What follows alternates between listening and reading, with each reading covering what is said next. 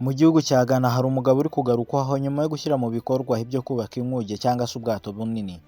Avuga ko ari gutera ikirenge mu cyano uvugwa muri Bibiliya wubatse inkuge akirizamo ibintu bye byose n'abantu be bose.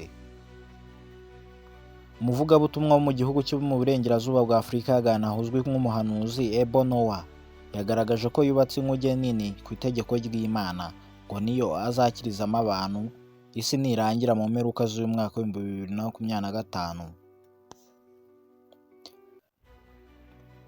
Uyu mugabo avuga ko yabwiwe ko ibihe by'isi biri kugana ku musozo kubera abayituye bari gukora ibikorwa bitubahisha Imana, bityo ngo irashaka kuyiganisha ku iherezo.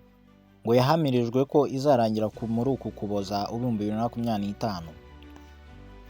Yahisemo kubahiriza ibyo yategetswe n'Imana byo kubaka inkuge ngo niyo we n'abantu bamwumvira bose bazahungiramo bakizwe iryo herezo ry'isi.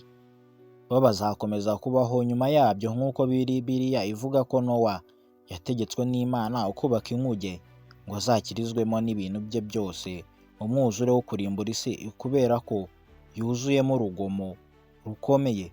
Ikomeza ivuga ko kandi byasohoye umwuzure usandara ku isi, Nowa ayihungiramo iyo nkuge arokokana n'ibintu bye byose. Uyu mugabo kandi nubwo hari gusaba buri umwe ngo aze bifatanye, hari abatari bake kuri ino si ya rurema bari kumuseka, wakavuga ko atari bishya kuko na Nowa yayubatse bamwita umusazi. Mu bihugu bitandukanye kandi ku isi hakunda kugaragara abakora ibikorwa nk'ibi byo muri Bibiliya bakavuga ko baba batumwe n'Imana, ntibasiba kandi kuvuga igihe runaka isi izarangirira. Hari abari barateganyije kandi bavuga ko babibwiwe n'Imana ko isi yari burangire mu mwaka w'2000, abandi bavuga mu 2012. None uko imyaka iza igenda itaha bagenda bavuga n'ibindi. Ese tuzemera ibihe tureke ibihe? Uyu muvugabutumwa Ebo Noah yatawe muri yombi ashinjwa gutangaza amakuru y'ibihuha yavugaga ko isi izarangira tariki 25 Ukuboza 2025, Yesu yagarutse gutwara itorero rye.